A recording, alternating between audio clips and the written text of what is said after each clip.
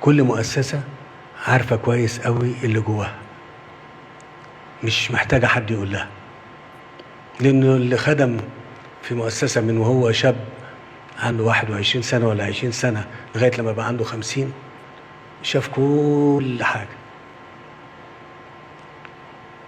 ورصده. فيعني مش محتاج حد يقول لك انت عايز تطور وتعدل.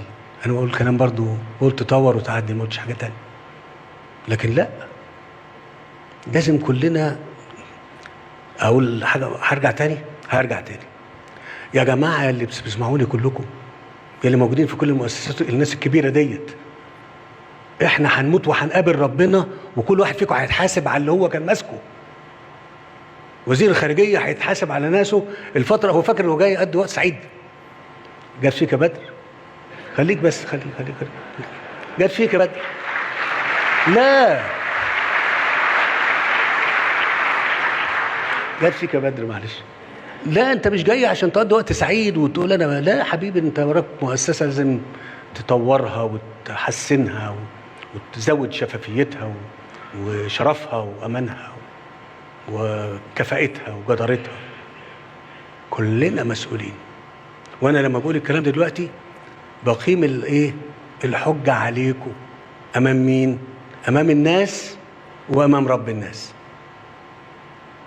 انا ماليش ذنب، انا حاولت وبحاول بكل ما اوتيت من قوة، بس بهدوء، في محاولة لإصلاح حالنا ومؤسساتنا، التعليم، الصحة،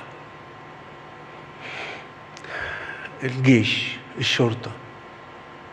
لكن ما فيش بيني وبين وزارة الخارجية حاجة يعني مش حاقد عليك يعني وزير الخارجية، انت مش حاقد عليك يعني مش حاقد يعني على الدكتور أسامة وعلى الأزهر يعني، مش ممكن. مش حاقد على القضاء يعني، ليه؟ مش حاقد على الشرطة يعني، ما حدش عمل لي حاجة وأنا صغير منهم يعني ما اتضربتش يعني فأقصد أقول خلي بالكم، لا ابن هينفعك ولا بنت هتنفعك بدل ما بقيت مسؤول.